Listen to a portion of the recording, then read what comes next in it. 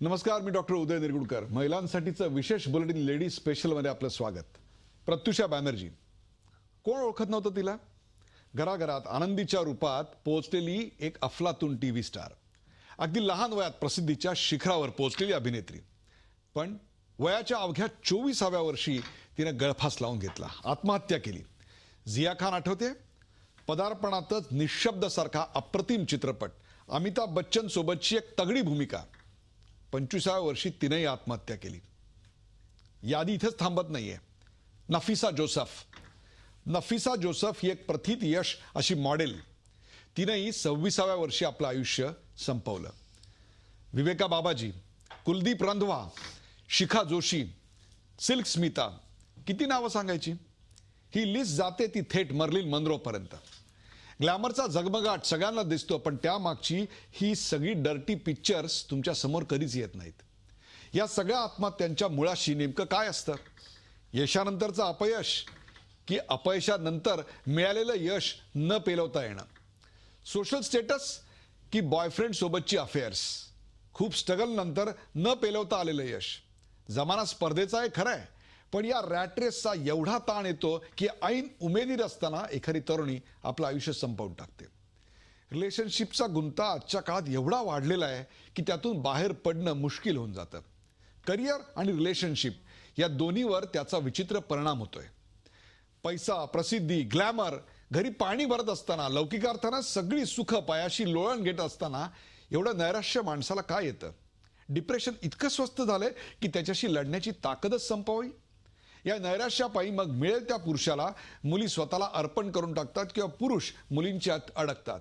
त्यातून गुंता निर्माण होतो. एकीकडे महिला सक्षम होत आहेत. जून महिन्यात दोघी जणी एअरफोर्समध्ये फायटर पायलट म्हणून रुजू होत आहेत. भारतात हे पहिल्यांदाच घडतंय. आणि दुसरीकडे महिला त्यांच्याच वयाच्या एवढ्या कमकुवत होत आहेत की 20-22व्या वर्षी स्वतःचं आयुष्य संपवण्याचा निर्णय घेत आहेत. एकंदरीतच तरुणांची ही आत्महत्या करण्याची आकडेवारी प्रेक्षकांना अत्यंत धक्कादायक आहे. होय, भारतात दरवर्षी जेवढ्या आत्महत्या होतात त्या पाहिल्यानंतर आमच्या असं लक्षात आलं की 110 तरुण दररोज आत्महत्या करतायत. होय, 110. यापैकी एखादी नफिसा जोसेफ किंवा प्रत्युषा बॅनर्जी असते. पण बाकीच्यांचं काय? ग्लॅमरमध्ये नसलेले पण ऐन तारुण्यात आयुष्य संपवणारे अनेक जण आहेत.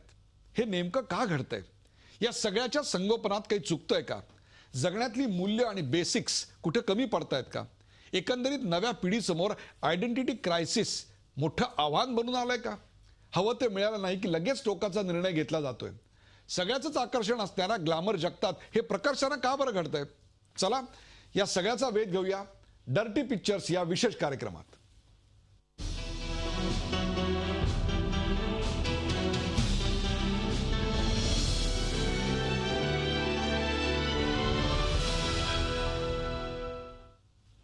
डर्टी पिक्चर्स या कार्यक्रमात आज आपण आमंत्रित केलेलं आहे प्रसिद्ध मानसोपचार तज्ज्ञ आणि ज्यांनी अशा शेकडो नव्हे तर हजारो तरुणींना मार्गदर्शन केलेले आहे असे प्रख्यात मनोविकार तज्ज्ञ राजेंद्र बर्वे. नमस्कार. राजेंद्र बर्वे, आपल्या कार्यक्रमात स्वागत. आपल्याबरोबर आहेत आजच्या आघाडीच्या मॉडेल, ज्यांच्याकडे अनेक जण अपेक्षेनं पाहत आहेत, अशा अमृता पत्की. अमृता, तुझंही स्वागत. पहिला प्रश्न अर्थातच डॉक्टर बर्वे यांना. डॉक्टर बर्वे, प्रत्युषा बॅनर्जी हे काही त्या यादीतलं शेवटचं किंवा पहिलं नाव नाही. यानंतरही अशा आत्महत्या होतच राहणार आहेत. आज हा कार्यक्रम बघणारी गावखेड्यातली अनेक तरुण मुली आहेत की ज्यांना टीव्हीवरचं हे छोट्या पडद्याचं आयुष्य फार लुभावतं. हे सगळं गावातलं आयुष्य सोडून किंवा शहरातलं आयुष्य सोडून आपण इकडे यावं असं वाटतं. या आत्महत्येनंतर काय सांगाल त्यांना? मला असं वाटतं की टी व्हीवरचं जग किंवा ग्लॅमर वर्ल्ड हे एक मोठं मायावी जग आहे आणि प्रत्येक माणसाला फॅन्टसी हवी असते. जगण्याकरता असं काहीतरी हवं असतं की जे मला माझ्या या क्षणी जे मला दुःख आहे, या क्षणी जो मला त्रास आहे, त्याच्यापासून मला ताबडतोब सुटका मिळू शकेल. एका वेगळ्या जगात मी जाऊ शकेन की जिथे या सगळ्या गोष्टीचा मला विसर पडू शकेल. आणि त्या जगाचं आकर्षण हे अगदी लहानपणापासून असतं. लहान मुलांना देखील फॅन्टसी वर्ल्ड आवडतं, म्हणूनच मोगली इतका पॉप्युलर आहे, म्हणूनच अनेक कार्टून्स पॉप्युलर आहेत. पण हे जे आपलं बालपण असतं त्यातनं आपण जेव्हा बाहेर पडतो आणि जेव्हा आपण एक रियालिटीला आपण टच करायला सुरुवात करतो तेव्हा आपल्याला कळतं की मायावी जग आणि आपलं खरं जग याच्यामध्ये प्रचंड अंतर आहे. आणि आपल्याला जगायचं असतं ते मायावी जगात जगायचं नसतं, रोजच्याच जगात जगायचं असतं. आणि रोजच्या जगात जगत असताना जी आपल्याला मनाची इक्विपमेंट करावी लागते, जी आपली मनाची मशागत करावी लागते, ज्या प्रकारे आपल्या मनातली कोपिंग मेकॅनिझम तयार व्हावी लागतात तशी तुम्ही तयार झालेली नसतात, कारण तुम्ही वेगळ्याच जगात इतकी वर्ष वावरत असतात. ते मुंगेरी लाल के हसीन सपने हेच आपल्याला खरं वाटायला लागतं. आणि मग जेव्हा वास्तवात येतो तेव्हा जे चटके बसायला लागतात ते आपल्याला सहन करता येत नाहीत. आता ही जी वास्तवापासून फारकत घेणं आहे, वास्तवापासून दूर जाणं आहे आणि एका खोट्या जगात वावरणं आहे आणि ते खोटं जगच खरं मानायला लागणं आहे, हे अतिशय धक्कादायक गोष्ट असू शकते. आणि एकदा नेहमीच grass is greener on the other side, त्यामुळे असं वाटतं की ते ग्लॅमर आहे त्याच्या पलीकडे त्याच्यात किती दुःख भरलेलं आहे, त्याच्यात किती स्पर्धा आहे, त्याच्यामध्ये किती कष्ट आहेत आणि किती अत्यंत तोशीस पडून तुम्हाला तुमचं स्थान पकडावं लागतंय. आणि त्याच्याकरता कितीतरी एक प्रत्युषा बॅनर्जी मागे शेकडो मुलीशी असतील की ज्या मुलींना हे मिळालेलं नाही आणि त्यांनी फक्त एकच व्यक्ती आपल्या डोळ्यासमोर ठेवलेली असते. रोज मुंबईला पंजाब मेलमधनं हजारो तरुण येतात, 2-3च धर्मेंद्र होतात ना, सगळे नाही होत. त्यांना जगायचं असतं. हाच तर मुद्दा आहे की मला जे हवं ते मिळालं नाही की मी स्वतःला संपवून टाकायची ही जी वृत्ती आहे. अमृता, ग्लॅमर असलेल्या टेलिव्हिजन किंवा फॅशनच्या इंडस्ट्रीत तू आहेस, किंबहुना ज्या वयातल्या मुली आता आत्महत्या करताना दिसतात या फॅशन इंडस्ट्रीतल्या, या ग्लॅमर इंडस्ट्रीमधल्या, तू त्याची एक प्रतिनिधी आहेस, त्या इंडस्ट्रीमध्ये तू आहेस. या इंडस्ट्रीमध्ये जीवघेणी स्पर्धा आहे, तीव्र अशा स्वरूपाची स्पर्धा, इतकी तीव्र आहे आणि त्याकरता इतकं जोरदार धावावं लागतं की 18-18 तास काम करावं लागतं.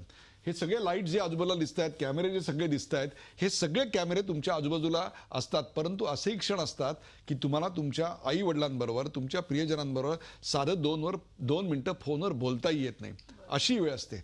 ही तीव्र असुरक्षितता, ही स्पर्धा कुठेतरी अशा प्रकारचं पाऊल उचलायला कारणीभूत असते. मला असं वाटतं आमचं जनरेशन ना त्यांची सुखाची व्याख्याच बदलली आहे. म्हणजे स्वतःपेक्षाही बरेच जण मला तो अवॉर्ड जिंकायचा आहे, मला तो चित्रपट कसाही करून मिळवायचा आहे, मला ती गाडी हवी आहे, तो बंगला हवा आहे, जर माझा बॉयफ्रेंड किंवा गर्लफ्रेंड मला सोडून गेलं तर मी जगूच शकणार नाही. तर त्याच्यामुळे तो आनंद स्वतःमध्ये किंवा स्वतःच्या कुटुंबियांमध्ये किंवा जे छोटे छोटे क्षण तुम्ही तुमच्या आयुष्यामध्ये अनुभवतात त्याच्यापेक्षा लोकांनी फार वेगळ्या गोष्टींना, मटेरियलिस्टिक वर्ल्डला, जगाला जास्ती महत्त्व दिले आणि कदाचित मग त्याच्यामुळेच मग निराशा येते. आणि अजून एक गोष्ट, जसं डॉक्टरांनी सांगितलं तसं की बऱ्याच लोकांना तो अवेअरनेस नसतो, ते खोटा मुखवटा चेहऱ्यावर घालून फिरत असतात, आतून ते झगडत असतात, निराशा असते, होपलेसनेस असतो, खूप अवाढवी एक्सपेक्टेशन्स असतात आणि ते न पूर्ण झाल्यामुळे येणारी निराशा असते. पण लोकांच्या समोर जेव्हा ते जातात तेव्हा मुखवटा घालून जातात आणि आय थिंक तुम्हाला स्वतःशी किती तुम्ही सत्य बोलू शकता, how honest you are with yourself, which is very important. आणि आय थिंक तेच लोक आजकाल करत नाही. आणि मग एक असा कुठला तरी क्षण येतो जेव्हा तुम्ही मानसिक स्वतःशी संवाद तुटलेला आहे. अनेक मुद्दे आता डॉक्टर बर्वे अमृतांनी मांडले, अतिशय छानपणे मोजक्या शब्दात मांडले. त्याच्यातला पहिला जो एक मुद्दा आहे ना की हे जे स्ट्रगल आहे, मला एक आश्चर्य असं वाटतं की ज्या आज गृहिणी आहेत, सकाळी 8:12ची लोकल पकडतात, संध्याकाळी 5:30ची लोकल पकडून कल्याण, डोंबिवली, वसई, विरार जातात, मग स्वयंपाक करतात, घरातलं सगळं बघतात, पुन्हा उद्याची तयारी करतात, दुसऱ्या दिवशी सकाळी पहाटे 5:30ला उठतात, मुलांना तयार करतात, नवऱ्याचा डबा तयार करतात, स्वतःचं करिअर असतं, स्वतःला टिपटॉप ठेवतात. त्यांच्या आयुष्यात काही स्पर्धा नाही आहे का हो? त्यांच्या आयुष्यात काही संघर्ष नाही आहे का हो? मग अशा महिला आम्हाला आत्महत्या करताना दिसत नाहीत आणि या सगळ्या कचकड्याच्या भावल्यासारख्या पटापट तुटून फुटतायत. काय होतंय? संपूर्ण खरं नाहीये हे. म्हणजे अशा अर्थाने की या आपल्याला ग्लॅमर वर्ल्डमध्ये दिसणार किंवा ठसठशीत पुढे येणाऱ्या ज्या व्यक्ती असतात त्याच्यावरती आपण चर्चा करतो, पण आपल्या लक्षात घ्यायला पाहिजे की ज्या व्यक्तींविषयी आता तुम्ही बोललात, ज्या सर्वसाधारण गृहिणी आहेत की ज्या पण अशा 18 तास काम करत असतात, परंतु एक गोष्ट आपण लक्षात ठेवली पाहिजे, तेवढं ग्लॅमर त्यांना मिळत नाही. अजूनही मी तुम्ही काय करता? नाही, मी नोकरी करते किंवा मी घरचं सांभाळते असं सांगताना त्यांना आपण खूप काही मोठं करतोय असं वाटत नाही. हा एक मुद्दा आपल्याला लक्षात घेतला पाहिजे.